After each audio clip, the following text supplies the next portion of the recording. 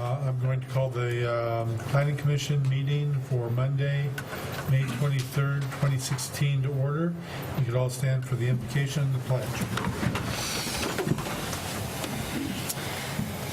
Father, we thank you for this opportunity to meet and to make decisions for our city. We ask for your wisdom and guidance. Pray for our city leaders and our national leaders and state leaders as well, that you would give them discernment and all the support and help they need to do the right things for the people. We ask all these things in Jesus' name. Amen. Amen. Pledge allegiance To the flag of the United States of America and to the republic for which it stands, one nation under God, indivisible, with liberty and justice for all.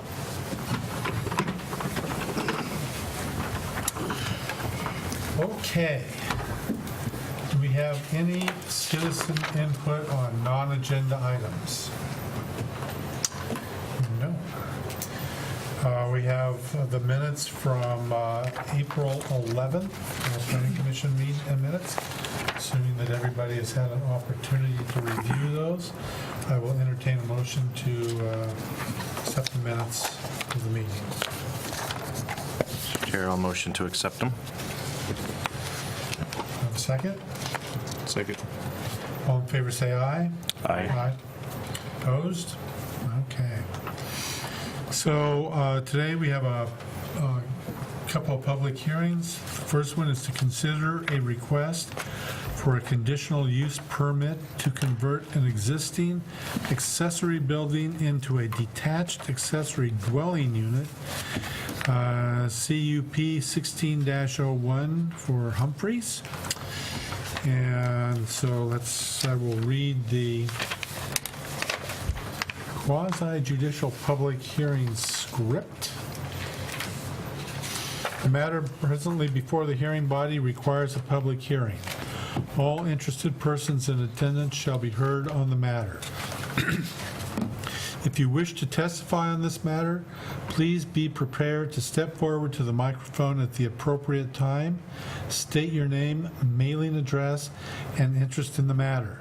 For those people other than the applicant that are interested in testifying as either proponents or opponents, please sign in on the sheet or speak up when we call for testimony. For longer presentations, proponents and opponents may buy time from one another.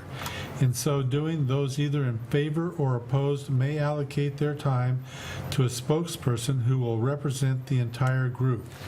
You may be limited by time for your presentation. Generally, the applicant will have a total of 15 minutes to speak. The proponents will be given 5 minutes each. The opponents will be given 5 minutes each. And those thought to be neutral on the matter will be given 5 minutes each. The applicant will then have 10 minutes for rebuttal.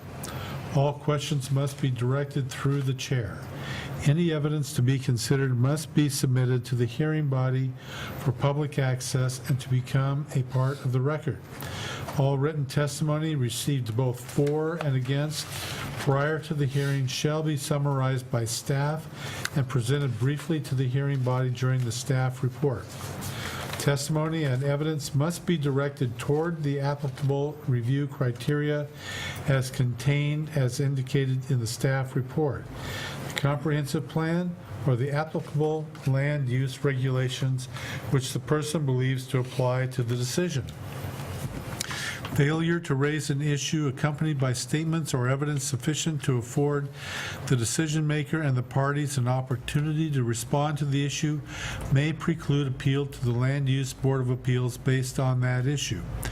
Failure of the applicant to raise constitutional or other issues relating to proposed conditions of approval with sufficient specificity to allow the local government to respond to the issue may preclude an action for damages in circuit court. Everyone present is encouraged to testify, even if it is only to concur with the previous testimony. I'll now ask to see if there's any conflict of interest from the body here? No. Okay.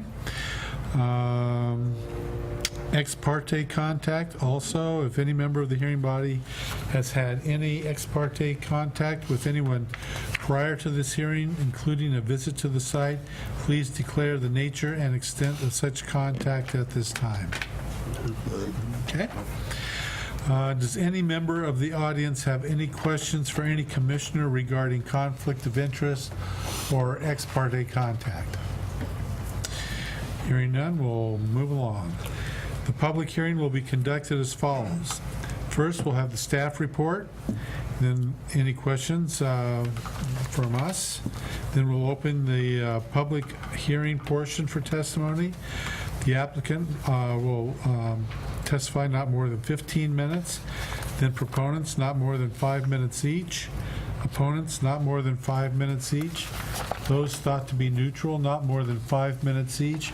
And rebuttal by the applicant, not more than 10 minutes.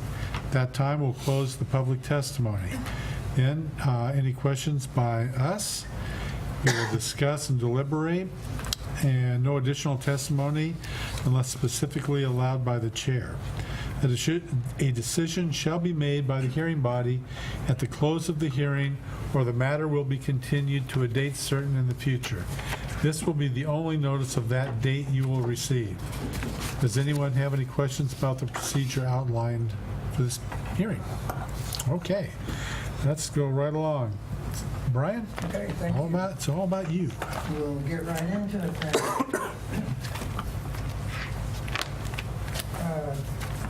Conditional use permit is a required application when you have a detached accessory dwelling that's being proposed. Our code says that if it's attached, it's actually a use permitted outright. And this one is located on the north side of Northeast 10th Avenue. It's in an area that's surrounded by single-family homes. And this is a site plan that shows you generally that there is 10th Avenue running along here, and then the existing house. There is a covered porch type thing here, and then about 15 feet or so away is an existing accessory structure that they're proposing to remodel into a dwelling unit. And so the structures are already there. And the only thing that's a slight bit, maybe just a little bit of a gray area with the ordinance, is it talks about it being completely detached. And because of this covered area, this isn't an enclosed heated space. So staff's kind of interpreted that this is 15 foot and 4 inches from the existing dwelling, therefore it meets the general criteria of being detached.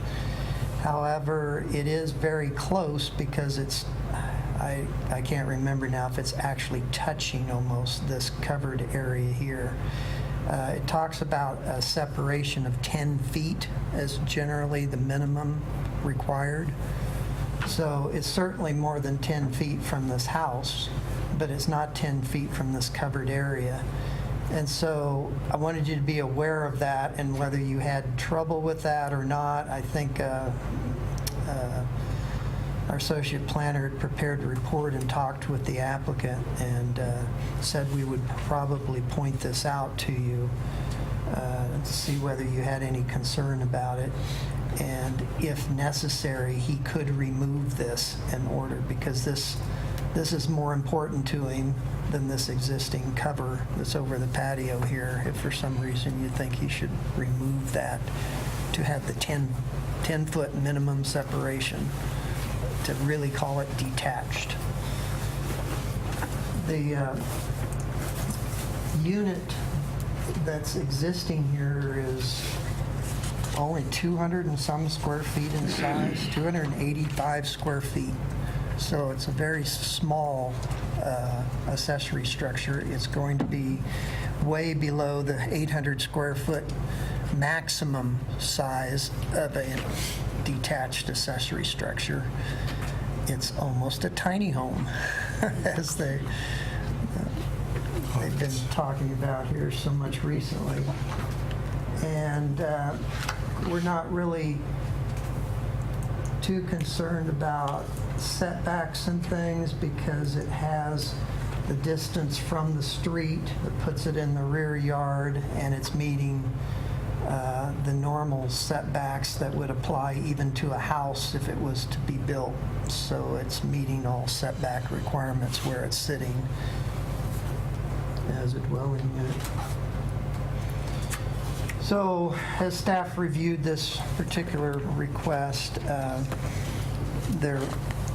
don't know if you noticed in the staff report for conditional use permits, we go into some of the policies that are might be related in our comprehensive plan, which we don't often reach into the comprehensive plan, and indicated that it was in conformance with all of those. We found nothing that would make us believe that this isn't a suitable use for this property. Talks about if there's adequate space on the lot to handle it, and of course it's not going to have too much of an impact on the surrounding neighbors, and the fact that the structure's already been there and has been there. It's just and if you convert the inside, the only real impact that the neighbors would probably notice is there is a requirement for one additional parking space on the property to accommodate another individual that may have a car that lives in that structure. And so, might go backwards again. The applicant had a couple visits with them about the fact they have the paved driveway up here, and at one point they said they were willing to pave all the way back here and park a car back in here, but that's not really necessary. What they can't do is probably widen this driveway because my understanding is it's only a one-car garage, and so they have a maximum driveway width of 24 feet. And so we don't want them widening at the street, but as soon as they get on private property, they can widen this, and they can either pave this area here for another car, or they can move up here a little further if they like. And so we've just left that as a condition of approval, that they pave an additional parking space. Technically, they could count the space in the garage and the space outside of the garage to meet the 2 spaces for the house, and just put another one right next to that existing drive. So they have some options on how to do that. So I think the way the condition is read, let them be flexible in where they think it's appropriate to put another paved drive. I believe that they're proposing to extend services out of the existing home to this detached accessory. Some people that are absolutely sure that their intent is to eventually make a rental unit, because once this is approved, it basically runs with the land. If this person should sell the property, the next owner could easily rent this out. But that is not the intent of the current applicant, as to my understanding. But certainly they could do that if there was no special condition placed upon this conditional use permit to restrict it in some way. Usually when they do that, they'll have separate water and sewer lines and electric meters and such, and I don't think they're heading that direction. There may be some reduced costs in just extending the lines from the house to do that. But either way, we've just put another condition that says make sure that they get approval from the city and Canby utility for the water and the sewer connections as they eventually propose them, because that did not get ironed out at this stage of the review process. Partly because we didn't require them, because of the existing structure, to go through a pre-application meeting where the utility people would have been there. We basically don't feel like this remodel to an existing structure is going to change the character of the surrounding area in any substantial way. And therefore, we have recommended approval of this application. And with 4 different conditions, and the only one I haven't mentioned already is the last item, number 4, which is a request to have a 5-foot wide sidewalk easement dedicated along the 10th Avenue frontage. And that really has come about because of a city effort over the last 10 years to secure sidewalk easements up and down the entire distance from Locust Street, or gosh, almost from Ivy Street back eastward, so that at some point in the future the city can put a sidewalk so people can use that neighborhood collector street and be safe walking on a sidewalk down to the fairgrounds, etc. And right now, or for 10 years basically, we've been thwarted in that because there are still property owners holding out and not granting those 5-foot sidewalk easements. And so there's a chance that this property may have already granted a sidewalk easement. We didn't have time to verify that. The records are over in the Public Works office now. The applicant may or may not know whether they've done that or not. But we thought it would be a reasonable thing to ask them to do that, to help facilitate that in the future. That's really the presentation. Any questions? Any questions? I do. Can we go back to the Drawing? drawing? So if I understand it correctly, the patio cover is, it looks to me like it's pretty close to the, Yeah, it's not touching, but it's pretty close. so if he takes away the cover, but there's a patio already there, so is it really, I mean, you're not gonna, if you required him to take off the top of it, you wouldn't actually be requiring him to remove the patio itself. That never even crossed our mind. It did cross our mind as to whether the intent of the ordinance was to make sure that it's a minimum of 10 feet from the house. It doesn't say whether that includes covered patios. Just And so a that's- matter of curiosity. on Yeah, my part. and so we felt okay with the covered patio being there and not being 10 feet from it, but we wanted to make sure that you agreed with that interpretation. Mr. Chair, doesn't it read more structure to structure? I mean, this, I wouldn't classify that as a structure. I mean, I think the intent is the 2 buildings potentially. Okay, let's move on, unless there are any more questions. Let's move along to the applicant. Yes, If you'll step forward and sign in, state your name and address. absolutely. My name is Eric Humphreys, and I live at that property, 900 Northeast 10th Avenue, Canby, Oregon. Okay. Write this down. And just for record, Brian's been more than helpful working with, and it's been really good to work with him and get his help on this. So just to make sure, I just have a couple minutes to say my piece or anything to that effect. Correct. So everything he said is dead on. I do have a couple updates to that. Like for example, like utilities. We haven't pulled any permits or anything. That was all pending the outcome of this meeting. But I have talked to our electrician who's going to be going through the work, and it all depends on what Canby Utility, how much, what the cost is, and how they want to do it. But we have a couple different avenues depending on it. But it's all going through Canby Utility, being done through them, and then the appropriate permits are going to be pulled from the county. It'll be done that way. And same with the sewer and the plumber, and all that's being taken care of. So, yeah.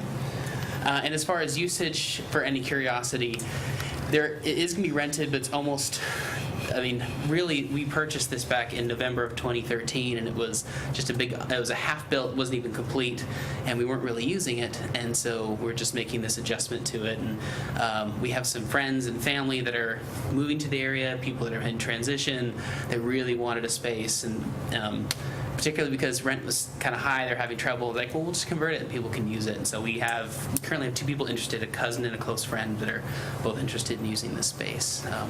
But yeah, if there's any other questions and concerns, feel free to ask. But there's not a lot of other details I have to give on the subject. Brian was pretty thorough. Okay. Any questions for the applicant? Okay. Are there any proponents that would like to step forward in support of the applicant?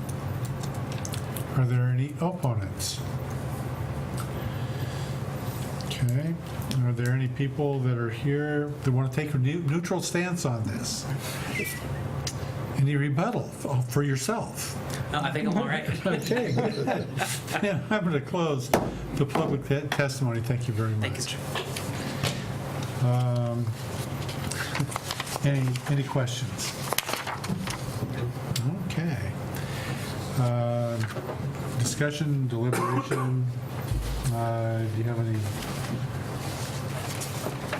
I don't think so. I feel pretty comfortable in moving forward with the decision. So, anything else? Okay. So I will entertain a motion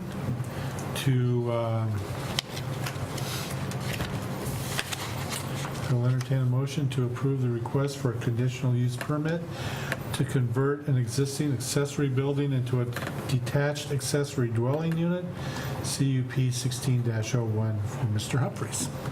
Mr. Chair, I would like to move that we approve CUP 16-01 as written. Do I hear a second? Second. All in favor, say aye. Aye. Opposed? Okay, thank you very much. We will now consider a request for a minor land partition at 356 Northeast 10th Avenue to create a second parcel. That would be MLP 16-01. I will read the hearing script again, just in case. First, I'm going to have a drink of water. It's a little dry.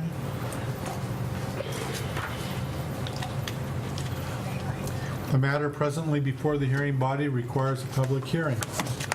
All interested persons in attendance shall be heard on the matter. If you wish to testify on this matter, please be prepared to step forward to the microphone at the appropriate time. State your name, mailing address, and interest in the matter.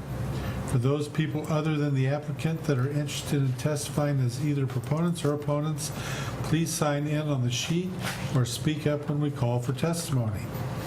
For longer presentations, proponents and opponents may buy time from one another.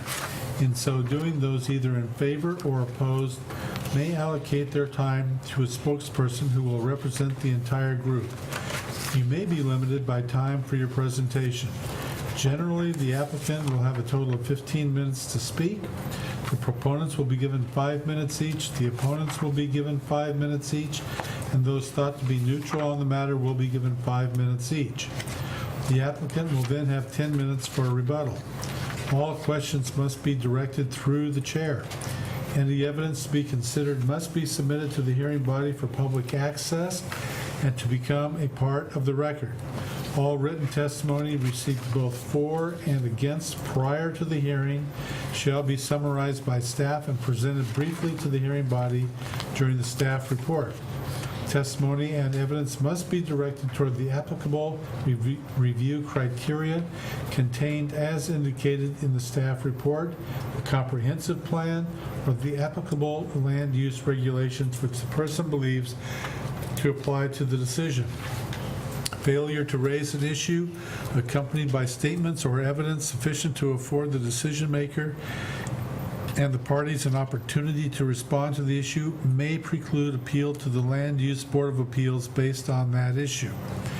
failure of the applicant to raise constitutional or other issues relating to proposed conditions of approval with sufficient specificity to allow the local government to respond to the issue may preclude an action for damages in circuit court.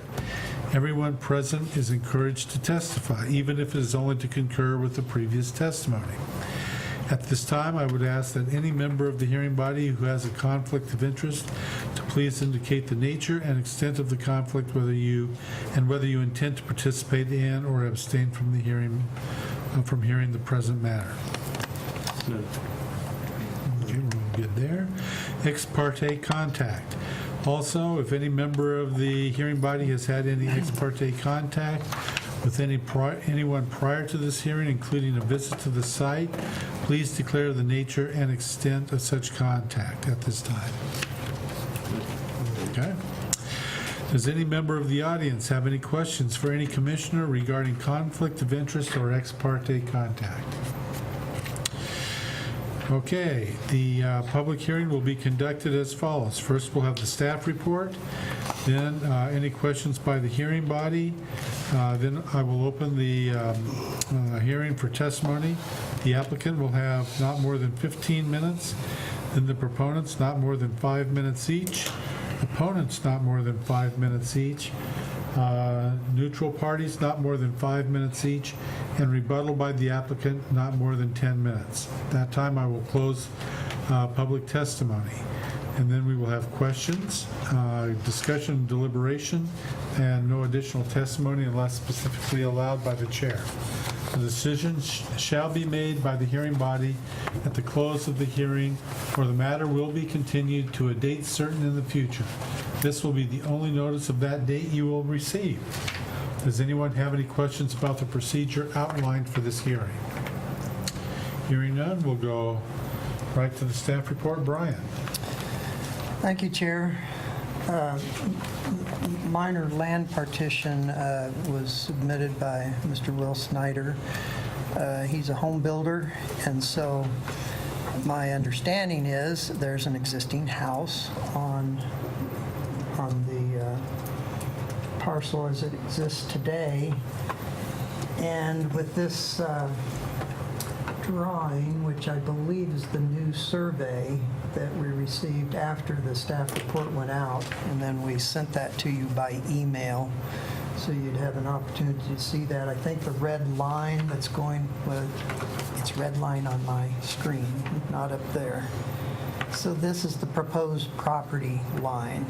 And so you would have parcel 1, the existing with the house, and then you'd have parcel 2 that would be a vacant lot that would be a suitable site for a new home. This parcel 1 has an existing driveway here off of 10th Avenue, while the new parcel 2 would take a driveway access off of North Locust Street. This particular lot, if any of you happen to visit the site, has a huge tree right about here. It's a monster, some sort of fir tree. I can't imagine that that tree wouldn't have to be removed in order to build a house on this parcel. And there's a couple other trees on the site as well that I would anticipate are going to have to be removed in order to develop that. They are private property trees. We do not have any ordinance against their removal, just letting you know what's on that particular property. The proposed property line, we go through our minor partition standards and stuff in the code, and one of the first ones has to deal with the lot sizes, and we didn't have an opportunity to include in the staff report because we were basing it upon a sketch plan that he had submitted that looked like he was going to meet the 7,000 and 10,000 square foot minimum and maximum lot sizes. And the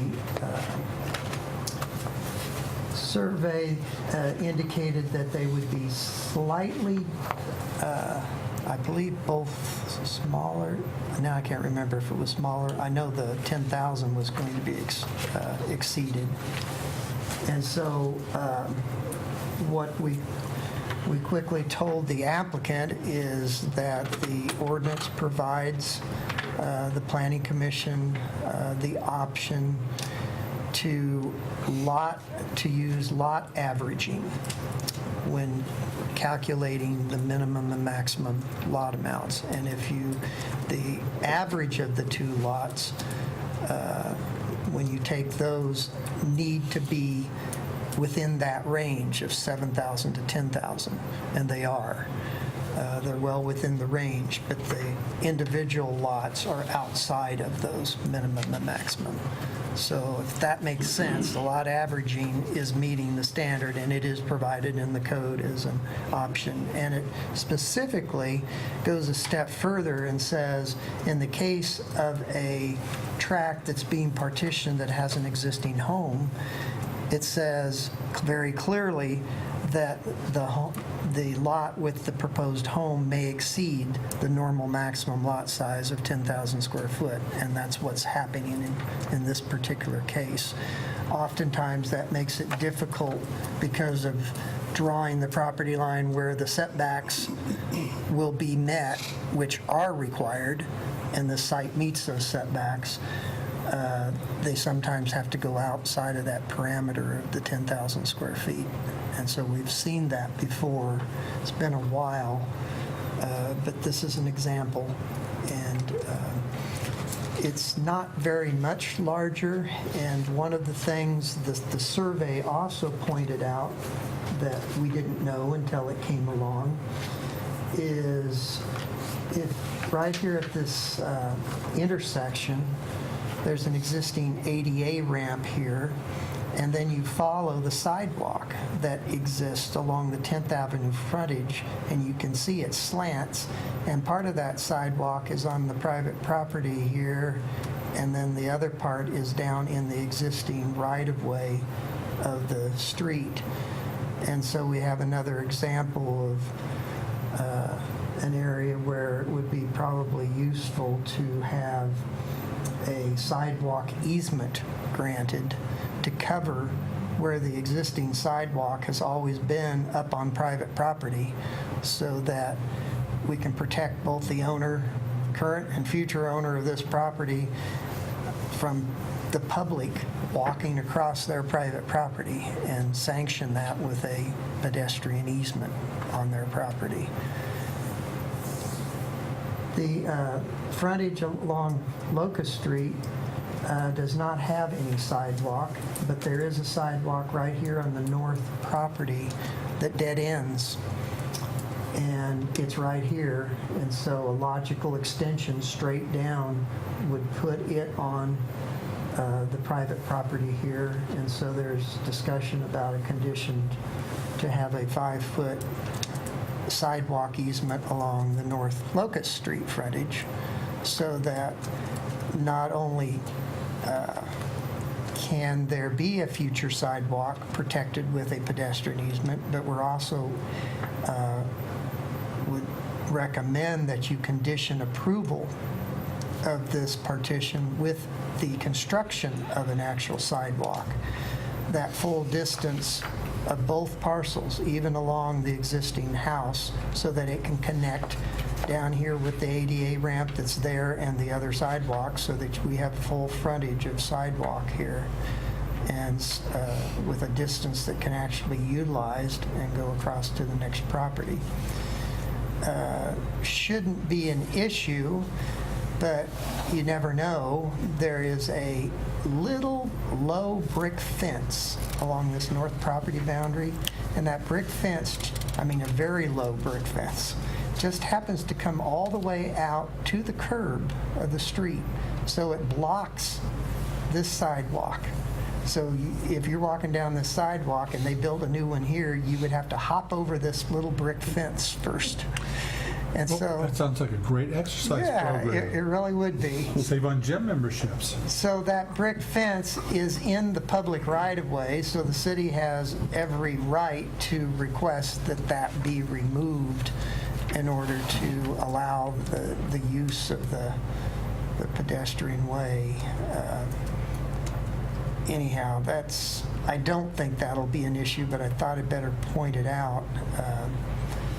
I don't know the situation. I didn't research up north to see whether there's sidewalk easements where some of those existing sidewalks occur or how that is currently handled.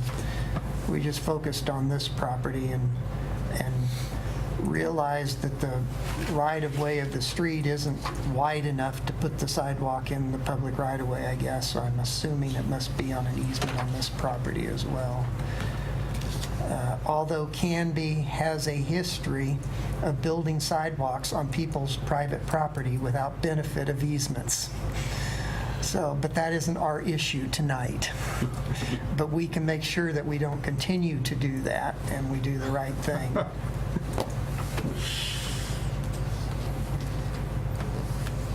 So we didn't find any with recommending approval of this with the conditions that I was talking about. We felt like this application would meet requirements, and there were, trying to remember now if it was 5 unique conditions to this application. Sure. Yeah. And so I wanted to go through just the 5 unique ones. There's actually 16 conditions listed, but all the others are standard things that happen later in the process that we wanted the applicant to be aware of and make sure that we made that clear. The first condition just makes the applicant aware that for the vacant lot, parcel 2, that it's going to be subject to what we call the residential infill standards, because we've got an existing house that's been there for more than 5 years on the parcel 1 that gets created out of this partition, and we've got another house that's just to the north that's been there for more than 5 years. They're both single-story houses. Therefore, our infill standards talk about a step-up height standard if you're going to try to propose a 2-story house, so that it's more compatible when you're building next to single-story homes. And so that's what that first condition is about, is they need to follow our ordinance provisions as they are outlined when you're building on an infill lot. And this does meet the definition for an infill lot. Talked about a condition here on street tree requirements. And staff has partly, I guess it was seeing that big beautiful tree that's going to be removed on the property, made me think of trees and said, you know, why don't we go ahead and require them where the 5-foot pedestrian easement, it actually would be wider, dedicate a 12-foot street tree easement, 5 foot of that being for the sidewalk, so that the city can come in and plant a street tree to replace the large tree that's going to be removed. And we ended up in this recommendation just applying that easement and the potential for a new street tree to parcel 2, which is the vacant one. And that was partly on the fact that there are some existing shrubs and trees on parcel 1. So it's possible that the house may actually be closer to the street as well than the standard setbacks, which is okay because it's been there, and so it's not increasing its nonconformity by creating another parcel. As you know, the street tree ordinance requires $200 to be contributed for street trees, and the city is actually responsible for the planting of those now. but we need, in this particular case, a street tree easement, because otherwise we wouldn't have the right to go on the private property to plant the street tree and to maintain it for a 2-year period to keep it alive. After that, it's the property owner's responsibility. The third condition is exactly what I just talked about, the street tree easement. And we indicated again that it would only be applicable to parcel 2, the vacant lot. And then this particular application, again, because the existing home did not go through our pre-application process, and we did not get any particular comments from the utility companies. And so, to our knowledge, no utility easements are necessary, but we put this condition in here that if for some reason the utility providers come along when they develop parcel 2 and say, hey, we need utility easement across the frontage of this property, which is pretty common to have a 12-foot wide public utility easement along with a street tree easement, and in this case a sidewalk easement, then this condition would make sure that they check into that and put it on the partition plat that would get filed of record if one is needed, so that utility services can be extended as needed to the vacant lot. It's obviously already going to the existing house. And then the sidewalk was the final unique condition. We talked about the sidewalk easement along North Locust. And once we saw the survey and the fact that the city engineer has indicated a recommendation to have them rebuild the intersection ADA ramp, because they're being rebuilt everywhere in town now as we get a chance, because they changed the regulations. And now they, even though many have been replaced in the last 10 years, they all are going to have to be replaced again because they changed the slope standards or something. I don't know exactly what they did. That's Is that why they tore it up all over the place? That's one reason. And so whenever we get an opportunity, we'd like to have the developers help us with that. And since we're requesting the construction of a new sidewalk along the Locust Street frontage, we figure they can redo the handicap ramp at the same time so that it'll be compliant with the new ADA standards. And the location of that ADA ramp at the intersection causes it to be located outside of the 5-foot easement that we would have dedicated right at the intersection. Therefore, it's been fairly common for us to have an additional triangular easement area so that the ADA ramp is completely also on a pedestrian easement. So you're getting a 5-foot down, and then it's a little bit wider triangle area, and then an easement to cover along the 10th Avenue where it's on the private property.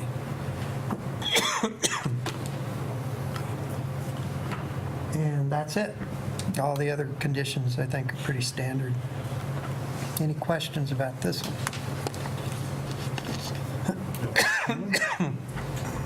We'll come back to you. Any questions? We're back to you. Back to me. We're only going to require this 12-foot on the second parcel, Brian? We're saying that we can require it on more than that. We're kind of going off of one precedent that the Planning Commission actually set on a previous minor partition that had existing development on it once before, and thought, well, maybe they'll be thinking that way again. And, you know, it can be done either way or not at all. But the normal requirement is to be able to provide street trees on new lots that are created. Maybe not so important to try to retrofit an existing lot with an existing house with a tree. And so that's the issue. It doesn't really matter if it looks funny on the plat that the street tree easement ends. Hey, it has a definitive purpose to provide street trees on new lots that are created. So there's nothing on parcel 2 at this point? No. Okay. There's no sidewalk and no easement. Big tree. And and there won't probably be any trees left after they try to, in the normal setback areas for a house, it looked like most of the trees would probably be removed. Okay. Any questions? I think that's it for me. Okay, let's move along to the applicant. Yes.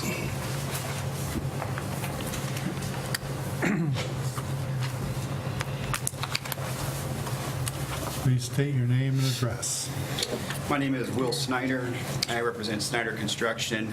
My mailing address is P.O. Box 595, Canby, Oregon.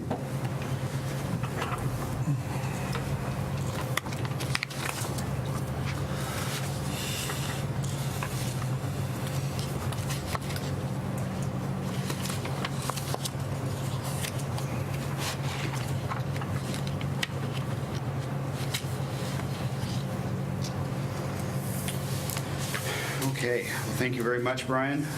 I represent Snyder Construction. We also go under the name White River Homes. That's our marketing name. We're a home builder based here in Canby. Currently, we are building homes in Northwood Estates and Feist Edition number 6, and is our hope to continue to grow and build in Canby. The owners of White River Homes, one of them is here behind me. His name is John Fox, and the other owner is my brother. Myself and my brother live in town. John Fox lives in Aurora. We have a vested interest in Canby. We consider it our home. The intention here is to create Parcel 2. Parcel 2, the plat map that was up there, that was provided by Centerline Concepts. They were out about 2 weeks ago and did the survey work. Parcel 2, the new vacant lot, would be 7,040 square feet, so it meets the minimum of at least 7,000 square feet. Parcel 1, which is the existing, which has existing house, would be 10,554. So it would be 554 feet larger than a 10,000 maximum size. As Brian said, though, that can be accepted if deemed okay. Yes, there is a very large, I believe it's a variation of a cedar tree, a Deodorus cedar, I believe, that will need to be removed. There is not a way to build a house on Parcel 2 without that tree being removed, and consequently the stump that goes probably 20 feet into the ground in order to do a proper foundation. That expense alone will probably exceed $5,000. There are 2 other smaller trees that are going to be pretty close to the line partition. It is our hope to be able to keep those trees. I don't foresee having to remove anything other than that one large cedar tree. The brick wall, the little ankle wall that Brian mentioned, yes, that will be removed. That it just only makes sense to remove that to continue the sidewalk. It has been our intent from the beginning to extend the sidewalk down Locust and to connect it with the corner there on 10th. The sidewalk on the west side of Locust goes all the way up, so it's been our intention. There's an existing curb there now, so putting in the sidewalk is something that we planned on doing from the beginning. We are aware of the infill requirements to build a house on Parcel 2, so we would adhere to those. It is our intention to build out the property ourselves. It is not our intention to sell the lot. We will keep it for ourselves and build a house. Majority of the houses in that neighborhood are one-level homes. That's what we would like to build. In addition to working with working at White River Homes. I'm also a real estate appraiser. So I look at that from the importance of trying to match the existing neighborhood. So I feel trying to build a one-level home is a real priority. But if we do have a buyer that comes along and really wants this two-story house, as long as we maintain the requirements, we would be willing to do that.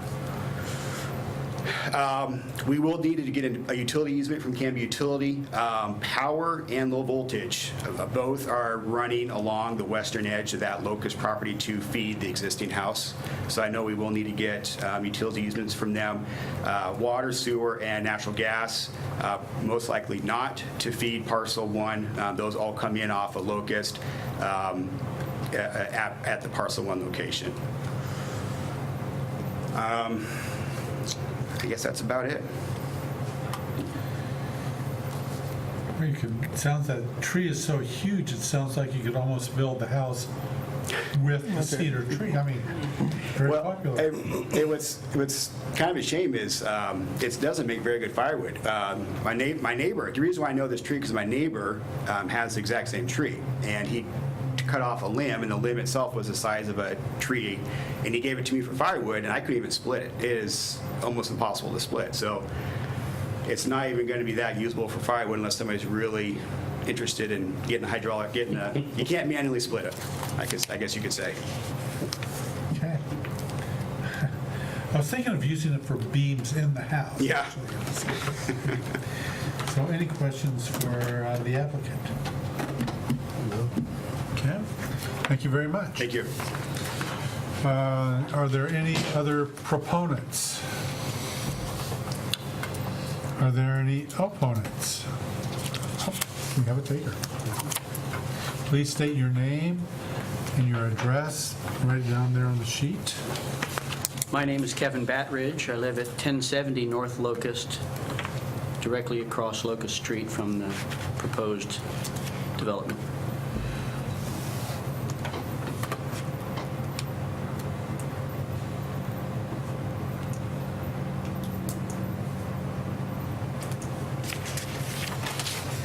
So, as I mentioned, my name is Kevin Batridge. I'm a stakeholder here. I live right across the street. I guess, first off, thank you to Brian again for folks to walk me through some information when I stopped by the office a couple weeks ago. First off, I'd like to say I have an interest in keeping the character of the neighborhood as the neighborhood is. You realize that this is a 17,000 square foot lot. My property is about 15,000. Most of the lots up and down this street are in that range, half acre, third of an acre, something like that. So it is out of character, let's say, to split what is an existing platted development into these smaller infill homes. It's important to me to maintain that character of the neighborhood, and I believe that this proposal would change that.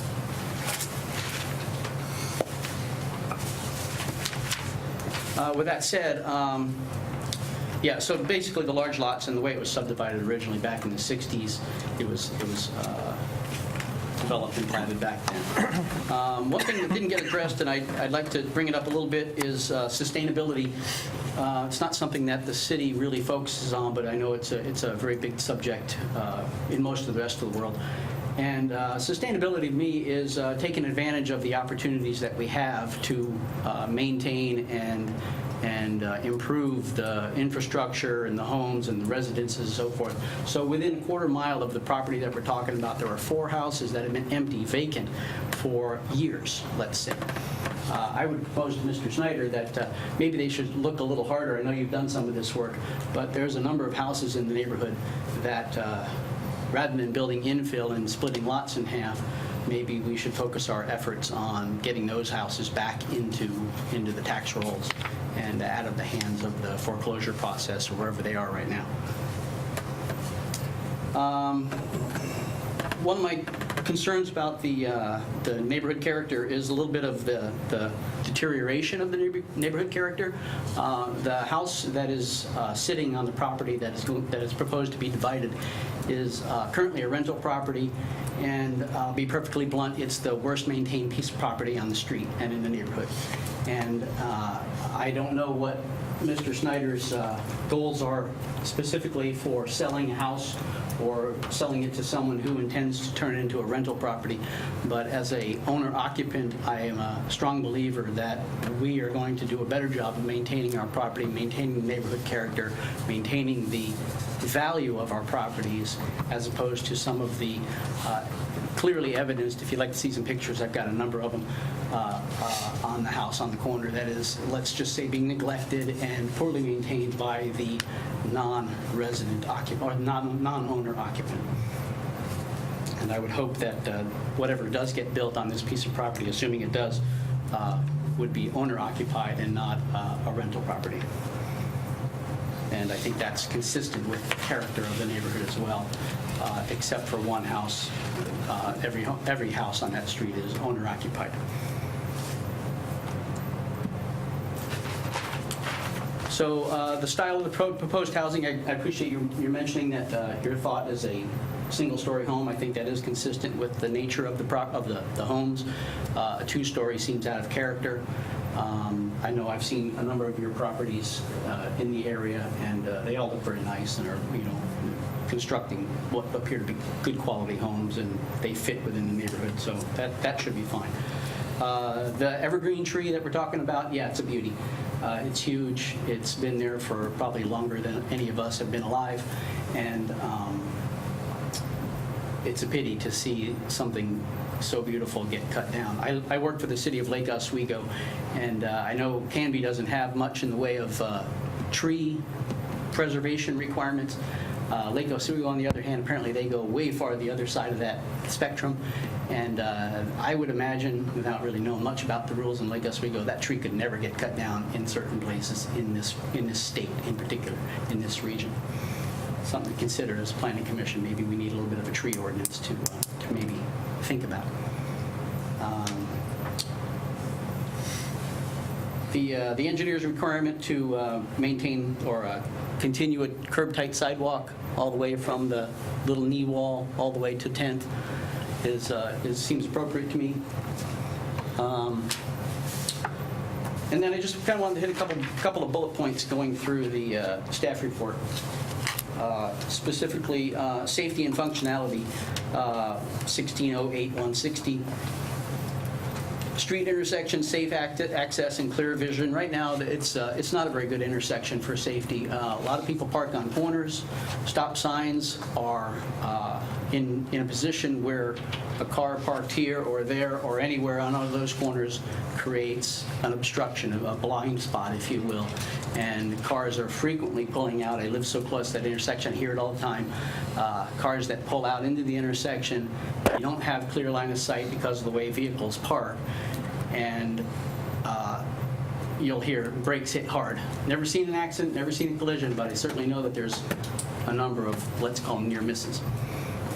And so I think adding another driveway, another trip in and out just would compound that problem.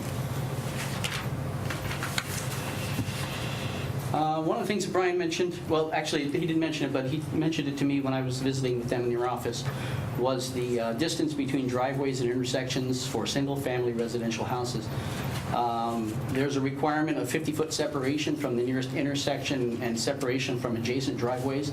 And as I read it was either the transportation plan or maybe it's the other document that we mentioned earlier, that includes adjacent driveways on both sides of the street, not only on the side of the street in question. So something to keep in mind as we review where the driveway might be placed.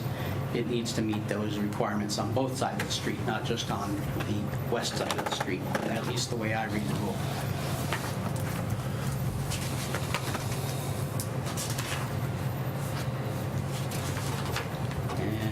And I have one more bullet here, excuse me.